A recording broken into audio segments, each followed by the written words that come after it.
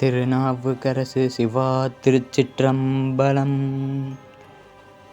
நேசம் நிறைந்த உள்ளத்தால் நீளம் நிறைந்த மணியந்தத்து ஈசனடியார் பெருமையினை எல்லா உயிரும் தொடையெடுத்து தேசமுய்யத் திருத்தொண்டர் தொகை முன்பணித்த திருவாளன் வாசமலர் மென்கழல் வணங்க வந்த பிறப்பை வணங்குவாம்.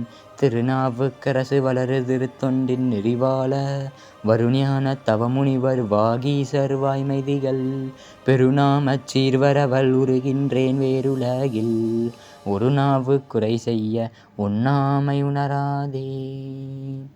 பக்தராய் பணிவார்கள் எல்லார்க்கும் அடியேன் பரமனையே பாடுவார் அடியார்க்கும் அடியேன் சித்தத்தை சிவன்பாலே வைத்தார்க்கும் அடியேன் திருவாரூர் பிறந்தார்கள் எல்லார்க்கும் அடியேன் முப்போதும் திருமேனி தீண்டுவார்க்கடியேன் முழுநீரு பூசிய முனிவர்க்கும் அடியேன் அப்பாலும் அடிச்சார்ந்தார் அடியார்க்கும் அடியேன் ஆரூரன் ஆரூரில் அம்மானுக்காலே.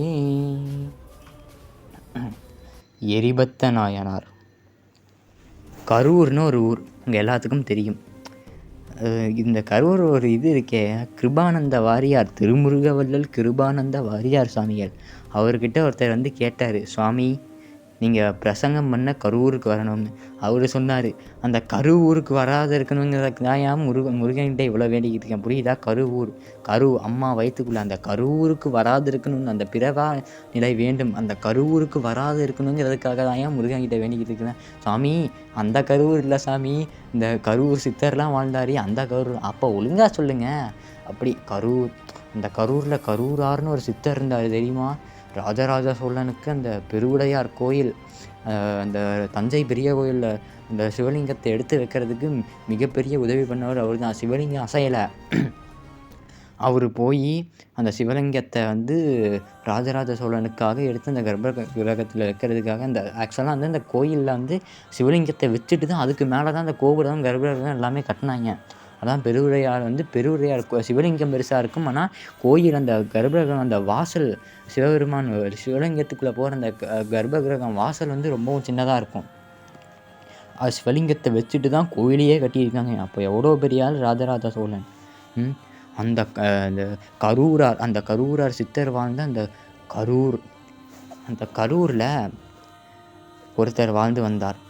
அவர் பேர் ஆண்டார், சிவகாமி ஆண்டார்னு அவருக்கு பேர். வந்து அவர் என்ன பண்ணுவார் தெரியுமா? பூவை ஒவ்வொன்றா பறித்து சிவபெருமானுக்காக எப்படி தெரியுமா பூ பறிப்பாராம்? ஓம் நம சிவாய ஒரு பூ, ஓம் நம சிவாய 2 பூ, இப்படியே மந்திரம் சொல்லி சிவபெருமான் நம சிவாய மந்திரம், பஞ்சாட்சர மந்திரம் காதலாகி கசிந்து கண்ணீர் மல்கி ஓதுவார் தம்மை நன்னெறி குய்ப்பது வேதம் 4லும் மெய்ப்பொருளாவது நாதன் நாமம் நமசிவாயவை. இந்த பஞ்சாட்சர மந்திரத்தை சொல்லி ஒவ்வொரு பூவாக எடுப்பாராம். எடுத்து சிவபெருமானுக்காக கொண்டு வர்றதுக்காக அந்த தோளில் அந்த பூ கூட எடுத்து தோளில் போட்டுட்டு நடந்து வராராம். வர வர அந்த கரூரில் வந்து ராஜா, சோழ நாட்டு ராஜா வந்துட்டார். அவருக்கு பேர் புகழ்ச்சோழ நாயனார். உங்கள் எல்லாத்துக்கும் தெரிஞ்சிருக்குன்னு நினைக்கிறேன். அந்த புகழ்ச்சோழ நாயனார் அந்த கரூரில் தான் வந்திருக்கார். அவருடைய பட்டத்து யானை, ராஜாவை விட பட்டத்து யானைக்கு மதிப்பு அதிகம். அந்த பட்டத்து யானையை குளத்தில் குளிப்பாட்டிட்டு இந்த யானை பாகர்கள்லாம் ஓடி தராங்க. 5 யானை பாகர்கள் அந்த பட்டத்து யானை கூடயே வராங்க. அந்த பட்டத்து யானை வந்து இந்த சிவகாமி ஆண்டார் பின்னாலேயே வருது. அந்த கூடையில் பூ இருக்கிறத பார்த்துச்சு. தும்பிக்கையினால் அந்த பூவெல்லாம் ஒவ்வொரு நேரத்தை போய் கீழே போட்டுக்கிட்டே வருது. அது கொஞ்சம் தூரம் வந்து பார்த்தா என்ன இடம் குறையுதேன்னு இவர் அந்த திரும்பி அந்த கூடையை பார்த்தா பூவெல்லாம் கீழே விட்டிருக்கு. அப்புறம் தான் தெரியுது இந்த யானை இப்படி பண்ணியிருந்தேன்னு. யானை அப்படியே முன்னாடி ஓடுது. இந்த சிவகாமி ஆண்டார் பார்த்தாரு, ஐயோ இந்த யானை இப்படி பண்ணிச்சேன்னு அந்த கோவத்தில் அந்த யானையை துரத்திட்டு போகிறாரு. இவர் வயசானவர், யானை அவ்வளோ வேகமாக ஓடுது. ஓட இவரால் முடியல, தள்ளாடி அப்படியே கீழே விழுந்துடுறாரு. சிவதான்னு சிவபெருமானை நோக்கி கதறாரு. இப்படி சிவபெருமானே உனக்காக வச்சுருந்த பூவை இந்த யானை இப்படி பண்ணிடுச்சே அப்படின்னு கதறி அழுகிறாரு. அப்போது அந்த வீதியில் ஒரு சிவனடியார், திருநீரு ருத்ராட்சம், கையில் மழுவாயுதம் வச்சிருக்கார். வலுவாள் பெருமான் கடல் வாழ்க என எழுவாள் நினைவாள் இரவும் பகலும் மழுவாள் உடையாய் மருகல் பெருமான், மழுவாளை உடைய மருகல் பெருமானா. மழு ஆயுதத்தை அந்த ஒரு சிவனடியார் கையில் வச்சுருக்கார். வந்து கேட்குறார். அந்த சிவனடியாருக்கு பேர் என்ன தெரியுமா? எரிபத்த நாயனார். அந்த எரிபத்த நாயனார் வந்து இந்த சிவகாமி ஆண்டார்கிட்ட கேட்குறாரு, என்னாச்சு, ஏன் இப்படி சிவபெருமானை நோக்கி கத்துறீங்க? இவர் வந்து எப்படி தெரியுமா? அந்த எரிபத்தர் அப்படியே போவார். சிவனடியார்களை பற்றி சிவனடியார்கள் இந்த உதவியும் கேட்டார்னா ஓடி போய் நிற்பார் இந்த எரிபத்த நாயனார். கையில் தப்பு பண்ணால் தண்டனை கொடுக்கறதுக்கு கையில் ரெடியாக அந்த மழுவாயுதம் வச்சுருப்பார். யாராச்சும் சிவனடியார்களுக்கு எதாவது பண்ணிட்டாங்கன்னா எரிபத்த நாயனார் எரிமலையாகவே ஆயிடுவார். வெடித்து அப்படியே யார் பண்ணாயிடும் இங்கே உண்டில்லாத ஆக்கிடுவார். இந்த எரிபத்த நாயனார் மழுவாயுதத்தை கையில் வச்சுக்கிட்டு இருக்கார். வந்து கேட்குறார் சிவகாமி ஆண்டார்கிட்ட, சாமி எதுக்கு இங்கே உட்காந்து இப்படி அழுதுகிட்டு இருக்கீங்க, மொதல் எந்திரிங்கன்னு எந்திரிக்க வச்சு சொன்னார். இந்த சிவகாமி ஆண்டார் சொன்னார், இந்த மாதிரி சிவபெருமானுக்காக பூ கொண்டு போயிட்டு இருந்தேன், இந்த யானை இப்படி தட்டி விட்டுட்டு ஓடிடுச்சு, நான் இப்படி விழுந்துட்டேன். என்னது அப்படியா? இவருக்கு கண்ணு சவந்துருச்சு. எங்கே அந்த யானை எந்த பக்கமாக போச்சு? இந்த தான் போச்சு. ஓடினார். ஓடி பார்த்தா யானை முன்னாடி போயிட்டு இருக்கு. முன்னாடி போய் தும்பிக்கையால் அந்த தும்பிக்கையை அந்த யானையுடைய தும்பிக்கையை வந்து மழுவாயுதத்தினால வெட்டினார். யானை கீழே விழுந்து செத்து போச்சு. முக்கியமான விஷயம், அந்த காலத்தில் 1000 யானையை கொண்டால்தான் பரணி பாடுவார்கள்.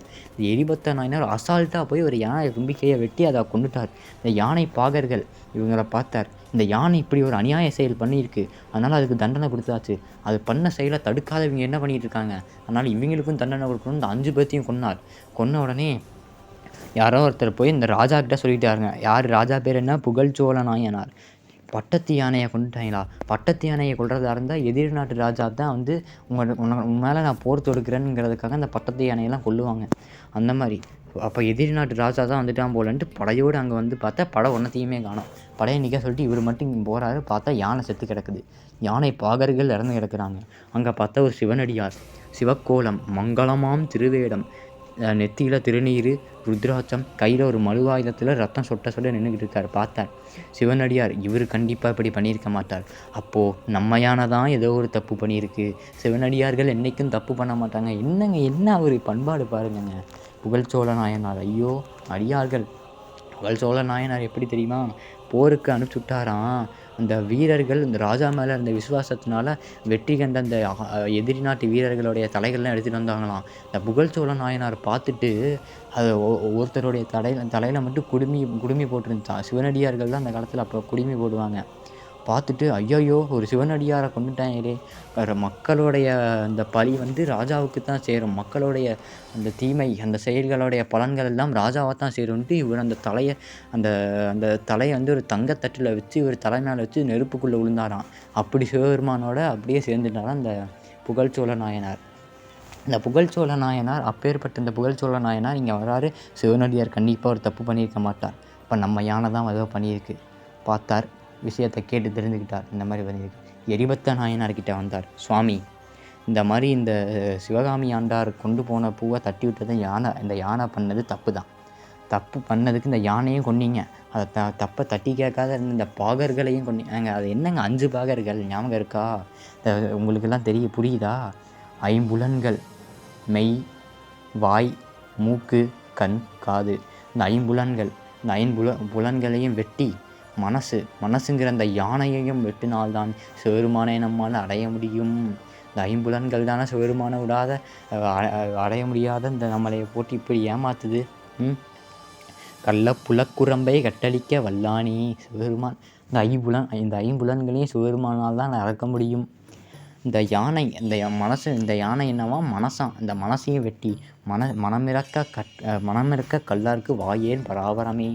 இந்த மனசை இறந்து சிவபெருமான்கிட்டேயே போய் நிரந்தரமாக இருந்துடணும். அதுதான் அந்த யானையை வெட்டிட்டார். இதெல்லாம் ஒரு தத்துவங்க. பெரிய புராணம்ங்கிறது நம்ம எப்படி வாழணும் என்பதை சொல்கிற ஒரு முக்கியமான நூல். இந்த காலத்தில் இந்த வீட்டில் சாப்பிடும்போது இந்த அப்பா அம்மாலாம் வந்து குழந்தைங்களுக்கு சாப்பிடும்போது இந்த பெரிய புராணம் கதையெல்லாம் சொன்னீங்கன்னா டிவி விற்பனை குறைந்து போயிடும். அவ்வளோதான். பின்னாடி பெரிய புராணம் ஒரு அடியார் வரலாறை ஏற்றோடனே குழந்தைகள் மெய் மறந்து உருகிடுவாங்கங்க. பின்ன என்ன, யார் பாடினது? சேக்கிலார் பாடினாரா இல்லையா? பக்தி சுவைநனி சொட்ட பாடிய கவிவளவ. சரி வாங்க, நம்ம எரிபத்த நாயனார் புகழ்ச்சோழ நாயனார் போய் எரிபத்தர்கிட்ட நிற்கிறார். சுவாமி, இந்த யானையை கொன்னீங்க, பாகர்களையும் கொன்னீங்க, இது போதாது. இந்த மக்கள் செஞ்ச துன்பத்திற்கான செயல் மன்னனையே சாடும். திருஞான சம்பந்த சுவாமிக்கு வந்து சமணர்கள் மதுரையில் அவர் தங்கியிருந்த மரத்துக்கு தீ வச்சாங்களா? திருஞான சம்பந்தர் மக்கள் செய்யும் செயலுக்கான பலன் மன்னனையே சாடும். அதனால் பையவே சென்று பாண்டியருக்காகவே அந்த நெருப்பு அந்த வெப்பு நோய் கூன் பாண்டியனை போய் பிடிச்சதா இல்லையா? அப்புறம் திருஞான சம்பந்தர் போய் அங்கே அந்த மந்திரம் ஆவது நீருன்னு திருநீற்று பதிகத்தை பாடி அந்த வெப்பு நோயை ஒழித்தார். அது ஒரு விஷயம். நான் இப்போ அங்கே போகலை. எரிபத்த நாயனாரை பற்றி பேசணும். இப்போது சொல்கிறாரு அதனால் வந்து இப்போ என்னையும் விட்டுங்க, நான் தான் இதுக்கெல்லாம் காரணம் அப்படின்ட்டு. உங்கள் கையில் இருக்கிற மழுவாய் புனிதமானது, அதனால் என்னை வெட்டக்கூடாது, என்னுடைய உடைவாளை வைத்து வெட்டுங்கன்னு உடைவாளை புடுங்கி அவர்கிட்ட நீட்டுறார். இப்போது இவர் வாங்கலாமா வாங்கக்கூடாதா சொல்லுங்க? வாங்கிட்டார். ஏன் வாங்கினார்? வாங்கலைன்னா அவரையே குத்திக்கிட்டு செத்து போயிருப்பார். அதனால் இப்படி பார்த்தார் இந்த எரிபத்தர். பார்த்துட்டு ஐயோயோ இப்பேற்பட்ட சிவனடியாரோட யானையை கொண்டுட்டோமான்ட்டு இவர் அந்த கத்தி எடுத்து குத்த போனார். இவர் புகழ் சோழ நாயனார் பார்த்தார். ஐயோயோ இப்படி நடக்கக்கூடாதுன்னு அவர் இந்த கத்தியை பிடுங்க பார்த்தார். எப்படியா இந்த கத்தியை வாங்கி நான் என்னை வெட்டிக்கணும்னு எரிபத்த நாயனார் போகிறாராம். அவர் அதை தடுக்கணும்னு புகழ்ச்சோழ நாயனார் போகிறாராம். என்ன பண்பாட்டுங்க அந்த காலத்தில் வாழ்ந்துருக்காங்க. நம்ம இந்த மொத்தத்தையும் நாரடிச்சிட்டு தெரியாமே. இந்த பெரிய புராணம் கம்பராமாயணம் தமிழில் எவ்வளோ சொத்து இருக்குது. இதெல்லாம் உன்னத்தையும் தெரியாத கண்ட கர்மத்தை பின்னாடியும் பார்த்துட்டு எல்லாத்தையும் சுற்றிக்கிட்டு இருக்கவே. நம்மலாம் என்னத்தங்க நம்மளை சொல்கிறது? சரி, புகழ்ச்சோழ நாயனார் அப்படி கத்தியை புடுங்க. மேலேருந்து அசரீரி வாக்கு, உங்கள் புகழையெல்லாம் இந்த உலகத்திற்கு சொல்லத்தான் நாங்கள் இந்த செயலை செய்தோம் சிவபெருமான் சொல்கிறார். சொல்லிட்டு இந்த யானை எந்திரிச்சிருச்சு. இப்போ சிவபெருமான் அருளால் எந்திரிச்ச உடனே அந்த பாகர்கள்லாம் எந்திரிச்சிட்டாங்க. சிவகாமி ஆண்டாரோடைய அந்த கூடையில் இருந்த பூ புத்தம் புதிய பூவாக நல்ல நறுமணத்தோடு சிவபெருமானுக்கு ஏற்ற பூவாக வந்து அந்த கூடையில் அமைஞ்சிருச்சு. இப்போது அந்த எரிபத்த நாயனார் சொல்கிறார், நீங்கள் இந்த குதிரை மேலே ஏறி வரணும் அப்படின்னு. இந்த புகழ்ச்சோழ நாயனார் குதிரை மேலே ஏறி வர, அடுத்து சிவகாமி ஆண்டார் அவர் வழக்கம் போல் எடுத்து பூ எடுத்துகிட்டு சிவபெருமானுக்கு கொடுக்க போயிடுறாரு. யானையில் புகழ்ச்சோழ நாயனார் வராரு. எரிபத்த நாயனாரும் அவர் அப்படியே போயிடுறாரு. அந்த எரிபத்த நாயனார் அவருடைய குரு பூஜை இன்னைக்கு. அவருடைய குரு பூஜையில் அவரை பேசுகிறதுக்கு எவ்வளோ பாக்கியம் நான் பண்ணியிருக்கேங்க. அப்பா, திருஞான சம்பந்தர் பற்றி ஆக்சுவலாக நான் வந்து எங்கள் பள்ளியில் நான் 9வது வகுப்பு படிக்கும் மாணவன். திருஞான சம்பந்த சுவாமி அருளால் முருகப்பெருமான் எனக்குள்ளேருந்து பேசினார். நான் பேசலைங்க, முருகப்பெருமான் எனக்குள்ளேருந்து பேசினார். நான் உரைக்கும் வார்த்தையெல்லாம் நாயகந்தன் வார்த்தை, நான் வாயசைச்சேன், அவ்வளோதான். இப்போ கூட எல்லாத்துலேயும் நான் வாயசைக்கிறேன். எனக்குள்ளேருந்து திருச்செந்தூர் ஆண்டவன், செந்தில் ஆண்டவன், பழனி ஆண்டவன் பேசிக்கிறாருங்க. நான் போஸ்ட்மேனுங்க, உள்ளேருந்து கொடுக்குறவர் அவர். சிவாஜி கணேசன் நல்லா பாடினாருங்கிறோம். சிவாஜி கணேசன் பாடினாரு, பின்னாடி இருந்து டிஎம்எஸ் பாடினார் ஐயா. சிவாஜி கணேசன் வாயசைக்கிட்டு இருக்காரு. நான் சும்மா வாயசைக்கிறேன், அவ்வளோதான். உள்ளேருந்து முருகப்பெருமான் சொல்கிறார். சரி, அந்த எரிபத்த நாயனாருடைய குரு பூஜை இன்னைக்கு. எந்த சிவனடியார்களுக்கும் தீங்கு வந்தால் முதலில் போய் நிற்பவர் எரிபத்த நாயனார். அவர் கடைசியில் சிவபெருமானோட அந்த கணங்களுக்கெல்லாம் அதிபதியாக மாறினார். எரிபத்த நாயனாரின் குரு பூஜை இன்னைக்கு தான் அவர் இறைவனுடன் சேர்ந்தார். எனவே இந்த பதிவை எரிபத்த நாயனார் பொற்கடல்களில் சமர்ப்பணம் செய்து வையகமும் துயர்தீர்கவே மேன்மைகள் சைவ நீதி விளங்குக உலகமெல்லாம் என்னும் கூற்றை முன்பணித்து என் குருநாதர் திருஞான சம்பந்த சுவாமிகளை வணங்கி இந்த பதிவை முடிக்கிறேன். திருநாவுக்கரசு வணக்கம். திருநாவுக்கரசு திருநாவுக்கரசு திருநாவுக்கரசு திருநாவுக்கரசு திருநாவுக்கரசு திருநாவுக்கரசு.